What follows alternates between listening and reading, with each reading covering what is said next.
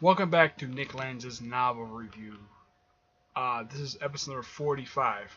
Yeah, it's been a couple months since I did an episode of this series. Mainly because I didn't have any, Star Trek, Star Wars, or any Doctor Who books to review. Am I planning on reviewing another James Bond book anytime soon? I don't know. It depends upon when I get a chance to get my hands on their book. But I do have a Star Trek book. Star Trek, Next Generation, Hearts and Minds. Written by Dayton Ward. This book takes place in two different time periods. The flashbacks in here take place in the 21st century, mainly in the years of 2331, 32, 37, 44, 63, and 67, while the present day stuff, basically involving the Enterprise crew, that takes place in 2386. As for what month of when it takes place, it probably takes place after the last book that came out, which was trying to remember what was the last book that came out for this series, because it's been a little while since the last book came out. Let's see.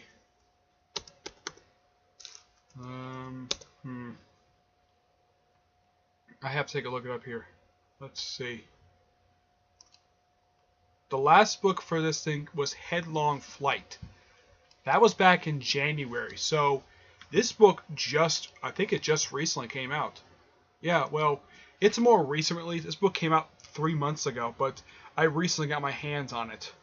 The thing about the flashback stuff, the one that takes place in the 21st century, that involves Ages of Aegis, the group of people that were introduced in the episode Assignment Eternity, which was the last episode of Season 2 of the original series, and this is something quite interesting. I found this is actually one of the most interesting info I've ever actually found out. Originally, this episode was supposed to be a backdoor pilot to a series that Roddenberry wanted to do in the 60s, but wasn't able to do it, mainly because network refused to allow him to do it.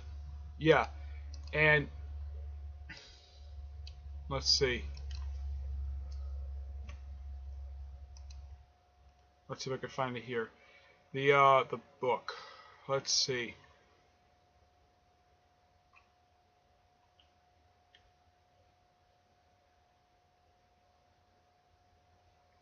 I know there is a book basically which serves as a follow-up to that episode. I'm trying to find it. It takes place like a year after that particular episode. Let's see. Oh.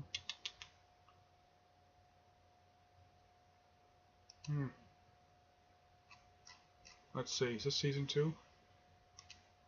No, it's season 1. Let's look at season 2. Let's see. Here we go. Assignment Earth. That was the name of the episode. The guy who played the main character of the episode, the guy who basically Roddenberry wanted him to get his own spinoff, Gary Seven, who he does show up in this book at the end. He was played by Robert Lessling, and of course you also have Roberta Lincoln. Yeah.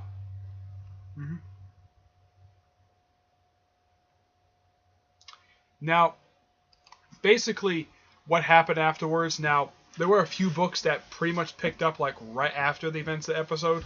Like, let's see. There is Assignment Eternity, The Eugenics Wars, Volumes 1 and 2, written by the awesome Greg Cox, the great writer. Let's see. There's also For Mystery Shadow, and the last book Dayton Ward wrote, which was it's actually in here. The name of the book that he wrote, which featured the characters from this book. Evasive Salvation. So basically, this book is sort of follow up to that book, and basically follow what happened in the second 31 book Control, which basically where in that book I was one of my last reviews I did, where they were a reporter, and this is referenced in here toward the end, where it aired all of Section 31's dirty laundry. Now the consequence will have what's called with Picard. That is dealt with at the end of the book, so that does not play a role in the book at all. That's a small part of this book. Pretty much, what Picard's assignment is now, basically he's assigned to an area of space, Odyssey Pass. His job is basically to explore this place and do some charting. Fine, because he likes doing exploring. So he's assigned by Admiral Ackner, who is actually a character who was introduced in the episode Friday's Child, which was a clean-out episode. And get this, his full name is Leonard James Ackner. Yeah, he's in here a couple times. He does not make a physical appearance per se in the book. His appearance is more like on a video screen. He does not make a physical appearance at all. If you see pictures of this guy, he's a very physically imposing guy, because there's actually an actor who's actually taking pictures wearing makeup basically as his particular character, and he's going to cover a few Titan books, because that's where he kind of basically, well, kind of did some of his stuff. And he started originally as, when he was first introduced in the present day stuff, he was introduced first as a vice admiral who later became the CNC of Starfleet, which currently he holds. Now, they go to this planet, which, by the way, a lot of the stuff that basically leads into basically what goes on in this particular planet, that's explained in thorough detail, where this book brings back a couple characters that were seen on TV. One, of course, is the character Maestro, who's been featured a couple times in books written by Dayton Ward. One is from Mystery Shadow, the other one is Evasive Salvation. Roberta Lincoln is referenced in here. She does not make a physical appearance in the book at all. Apparently, she's retired. And there is one other character. I was surprised to see this character. Now, apparently, she had made an appearance previously in The Rise of Khan Hussein Volume 2. And this is a character who was featured in a two-parter from Star Trek Voyager. Two of the very few good episodes of that series. A two-parter I really enjoyed. A character by the name of Rain Robertson, who was portrayed by legendary comedian Sarah Silverman. She actually is quite funny. Yeah, I haven't heard her perform, but that's one of the very few times I've seen her, and she's currently the actress is currently she's in her 40s. Besides being a comedian, she's also a very good actress as well, and she was featured very well in this two-parter. Oh, and by the way, there's actually an original series book that actually references a particular scene that happened at the end of part 1, where Voyager is seen flying over the skies of some neighborhood, and someone caught it on a videotape. Of course, this was the 90s, basically. Tapes were widely available. That's referenced in an original series book. This one references, well, it doesn't feature events of the episode, but it does bring back Rain Robertson, who's actually much more older than she was when she lived here in the episode. It does not say how old she is. She mentions she has some gray in her hair, and it's been at this point about 40 years since the event of that two-parter. That's from 1996. That's when that two-parter took place. Which apparently, here's something quite weird. Even though some of the events episode was kind of undone because of basically destroying that particular ship, apparently Rain remembers everything. Okay. And she's still active, and she still has her observatory. Apparently she lives there. Yeah, because they go there for a couple of chapters. It's nice to see the character. And I'm glad the fact Dayton Ward brought this character back. And of course there's some paranoia in the book about Majestic 12, which I have heard is a real-life government think tank that basically had its origins back in the late 1940s, dealing with the Roswell incident. Yeah, it's basically a group of government officials who are basically very paranoid. Yeah, so I've heard of these people, so yeah, that's actually a real-life agency. And they also reference a particular operation, Project Blue Book. That is a real organization as well. So basically, Dayton Ward brings in basically real-life stuff into this as well. They do reference the episode Carbon Creek. That's actually referenced in here once, as far as I can recall, where basically Maestro crash landed in the 1957 Pennsylvania, of all places. Yeah. And when he's introduced here, he only been out there for almost 80 years. Excuse me. Yeah.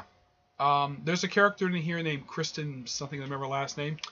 She is featured a good chunk in here. And then she, apparently, by the end of the book, apparently she and Rain died of natural causes. I have no idea how old this woman was. But when she was introduced, she could have been in her 30s or 40s at best. They don't say. Rain, they don't say how old she is. At least Gary 7, they have a pretty good idea. At least he's featured in here. Apparently, by the time of the 90s, he apparently reached his 70s. So If he's still living at this point, he's probably over 100. That's just my personal guess. At least Maestro basically has a good reason why he's still alive, because he's a frickin' Vulcan. That's the reason why. The events of this book are great.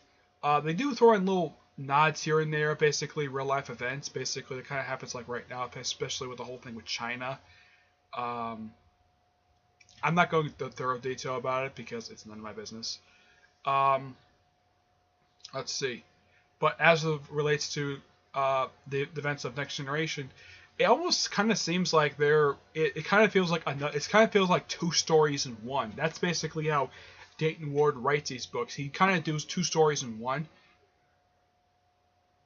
Okay, basically plays into the events, basically into present day, where Picard arrives there, and because he mentions he's from Earth, he's kind of taken into custody like not long after he gets on the planet. Though he gets broken out by people who actually are resistant to basically finding out the truth, and they do find the truth, and they broadcast it to the whole world, and they eventually sort of forgive Earth basically for their actions, because the astronauts actually did not want the fire. It was some stupid program that basically forced them the fire. So yeah, they pretty much put the strike behind them.